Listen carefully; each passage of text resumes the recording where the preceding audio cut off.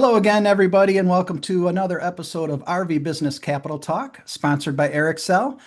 From RV Business, he's Sherman Goldenberg, and I'm Rick Kessler. And joining the two of us today, we have a couple of guys from REV Recreation Group, no strangers, of course, Mike Lanciotti and Gary Gunter. Gentlemen, first of all, thank you for joining us. Yeah, thanks for having us. Yeah, thank you. Thank you. Well, no secret, we brought you on because back in June it was announced that Mike, you're going to retire soon, and Gary, you're taking over. So congratulations to both of you. Yeah. Very Thank you. exciting time. Thank you. Exciting time for both of us, for sure. Yes. Mike, the drawn out retirement is not because you're doing the tour and getting rocking chair gifts and things like that. You're actually trying to provide a smooth transition. Am I right?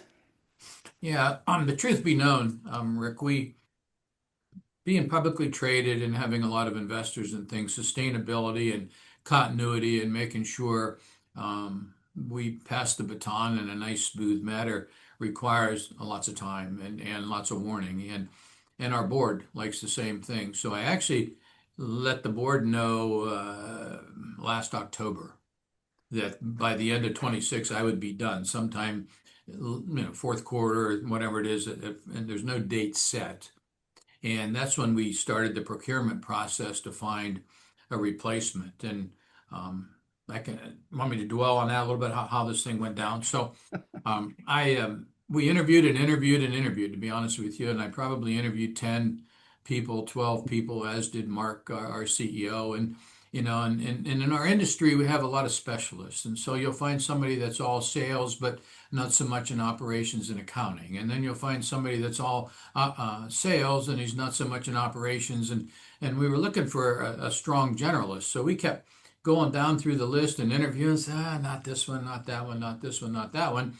And I finally said to Mark, our CEO, I said, Gary Gunter, who's worked for me for 4 years as our division controller, and I actually assigned him to be the VP GM at Fleetwood a little bit more than a year ago.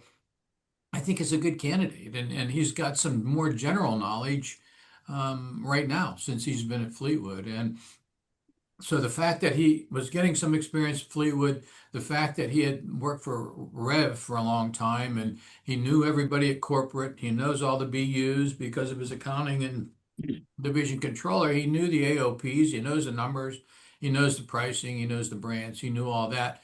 It became a smooth transition, and we're in the process of wrapping that up and moving on.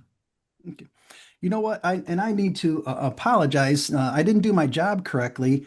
Rev Recreation Group, American Coach, Fleetwood, Holiday Rambler, but also Renegade RV down the street in Bristol, and Midwest Automotive Designs as well. Yes. And up until recently, Lance Camper, and I'm sure we'll get into that too. But Gary, some high praise there from Mr. Mike. Yeah, no, I appreciate it from Mike. Like I said, he went through the process. It's last 4 years, spent a lot of time working close with Mike. Get a lot of financial background from my side, but the operational side of the business I've learned from him over the last 4 years was able to translate into this role and hit the ground running.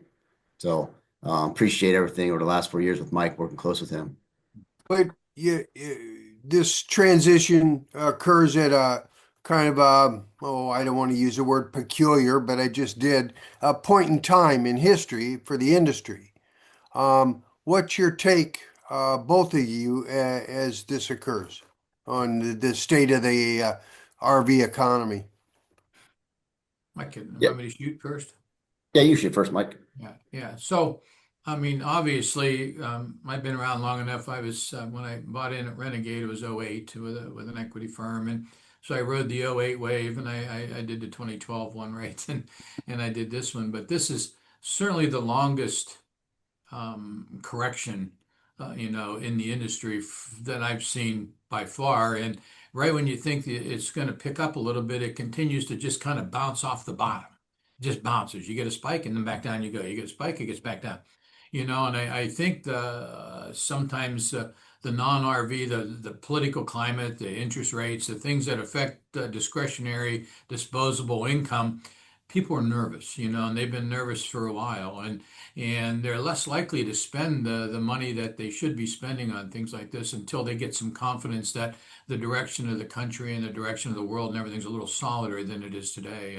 And so we're continuing to operate at controlled cost, innovation, good spending, and things like that. Hiring good people, doing more with less people, and those sorts of things. But that's how we're fighting through this, and the division itself is pretty strong financially. I mean, our EBITDA percent, when you measure it up, it's public knowledge. When REV does their thing, measures favorably to the other two that we have access to. Mhm. Gary? Yeah, I think to Mike's point, when I went to Fleetwood a year ago and, the market started turning down 18 months ago. And as we know, the A business took a significant hit.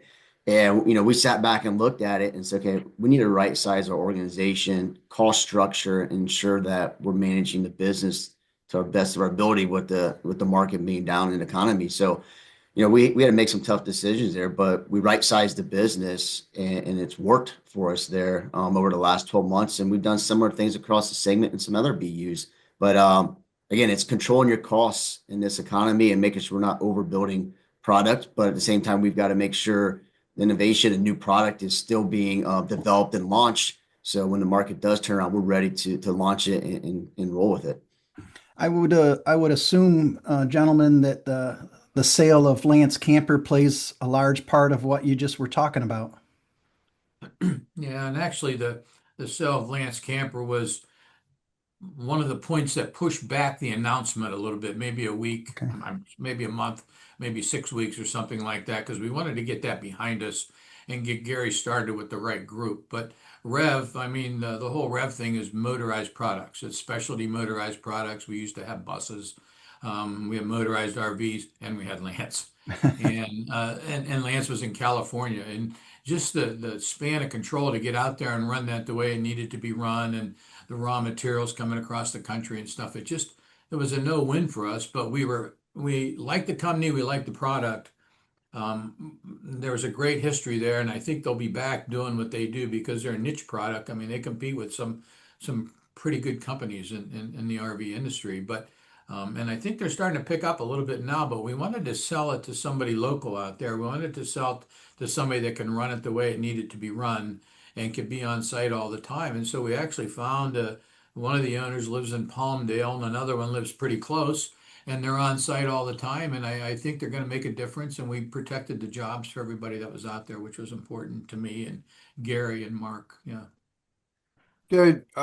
Open house. I think we ought to jump to that. I know we want to, so people can look ahead.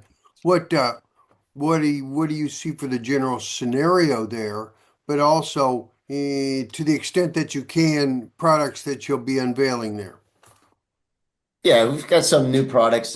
We've launched with our model year 26. Some of it's been out to the public, some has not yet. But model year 26 American Coach Class A motorized for us, built indicator, new floor plan FW. We developed that with some voice of the customer, and that product was launched and received well in Nashville. So we're excited to get that to the open house as well.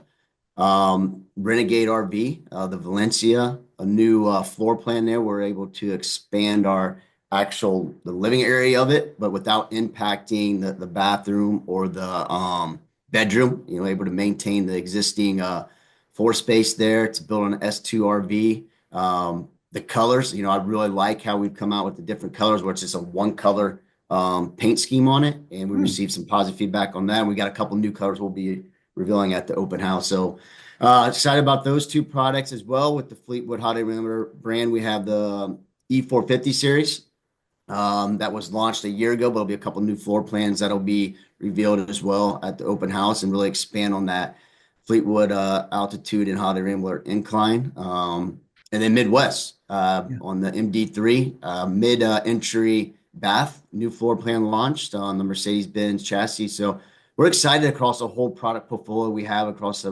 RV segment, that what we've done with the new floor plans and new products launched, and more to come, with heavy focus on making sure we're marketing the product and revealing it, and it's being launched properly and getting out to the market.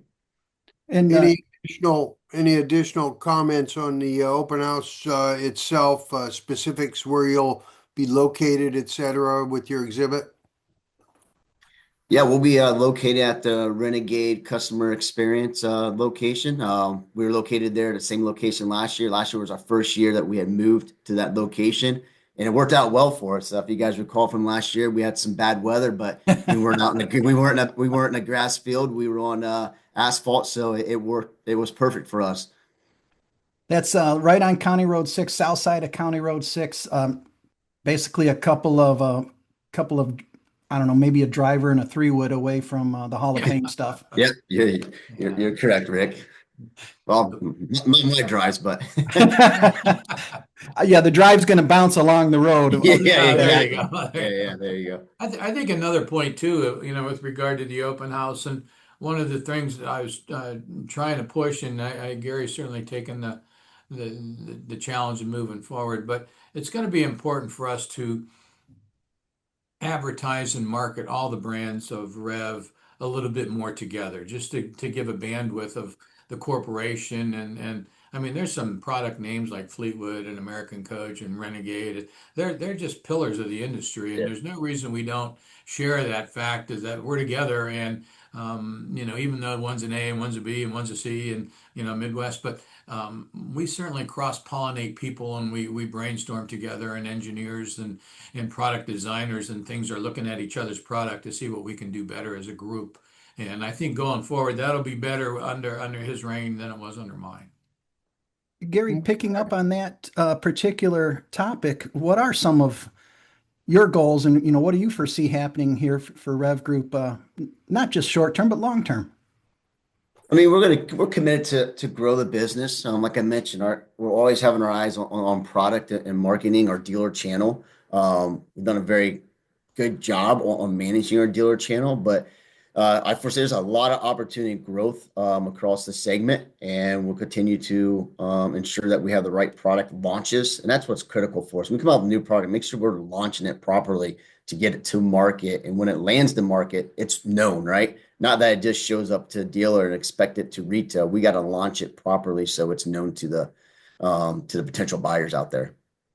And if you don't mind, a bit of a bold question, but no secret, especially the A business has been a little bit sluggish and not trending in the right direction. How do you guys see competing given that particular market condition? Yeah, I mean, you're right on, Rick. It's a grind out there on this Class A market. But my whole thing with the team is quality. Quality will sell the product. Is ensure that we focus on quality, although we right size, slow down the production line, but we've got to make sure we put a quality product out there to continue to maintain our market share. And we've done a very good job on maintaining our market share in that Class A market. Okay. Actually gained market share, right? Go ahead. I'm sorry. No, we've actually gained share points in the Class A market for sure. Yes. I admit to you, and I'm sure you've heard it many times, how these brands, especially with guys like me with some depth in the market, Indicator and Fleetwood and American Coach, et cetera, it's very impressive and very impressive. I think, we've more or less done it, Rick. What do you think? Did you have loose ends? And you guys, did you have anything you wanted to bring up that we did not? No, I think, Sherman, to your point, yeah, strong brands at Fleetwood. There's our brands across the whole RV segment with Renegade Midwest. We have really, really strong brands out there, and we're proud of them. We're just going to continue to grow our businesses with those 5 brands that we have. Yeah, I mean, we could talk for another hour or two because Mike, I'm sure you're introducing Gary to all of the dealer base and everything else along those lines. That's always important. Yeah. But I could certainly talk to that transition a little bit more if you want to add a little more color. But Sure. one of the things, I mean, certainly, just for example, we had a breakfast meeting or a lunch meeting with Jason Lippert to get him familiar with Jason. We met some of the key figures at Patrick and went to dinner with them. So in town here, I'm introducing him to owners and presidents and key people of the supply chain. Mike Carrara, another good guy. So we've met those teams.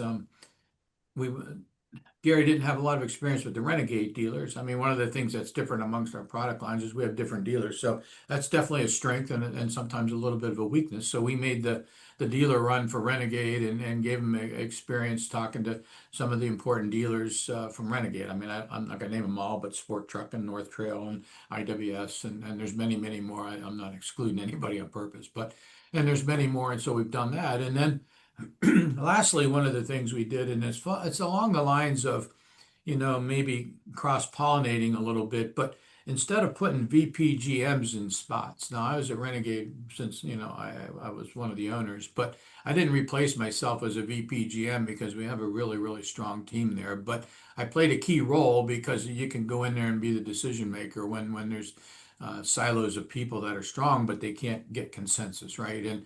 And we didn't replace Gary as a VPGM and Fleetwood. So what we've done is we've changed our org chart a little bit. So the head of sales, and they're all different titles, but the head of sales at each BU and the general managers at each BU and the customer experience manager all report to Gary. So there's not going to be VPGMs there. And so Gary has a chance to take whatever of the sales team he wants from each BU to go visit dealers and work on the trail. And obviously, in this economy we're in, and Renegade, but our group is strong in operations. There's no doubt about it. And the focus was on operations during COVID because you had to get it out. You had to get it out. It was on supply chain. You had to get material. You had to get material. That ship sailed. But we didn't forget how to build anything, and we didn't forget how to buy material sometimes, there's sometimes too much. So Gary's out there working on the sales side, making sure, that, I mean, it's like an hourglass. Your orders just keep dropping and dropping and dropping, and we got to keep filling the top of it. So he's been working really, really hard with the dealers and traveling a lot. And what that's enabled me to do is some of these other underlings of his are working in their new role. Hey, Mike, what do you think about this? Hey, Mike, what do you think about that? So I'm not kissing babies or getting any presents or anything, but I'm actually still working and I'm grooming his team, and he's going to be better for it when I'm done. And it'll certainly happen before the end of the year this year. That's a commitment for sure. Okay. Okay. Okay. Well, gentlemen, thank you very much for your time. It's been a pleasure. Okay. It has. Thank you, guys. Yeah. Yep. Thanks, guys. Thanks for having us. You guys do a great job. Thank you. You take care.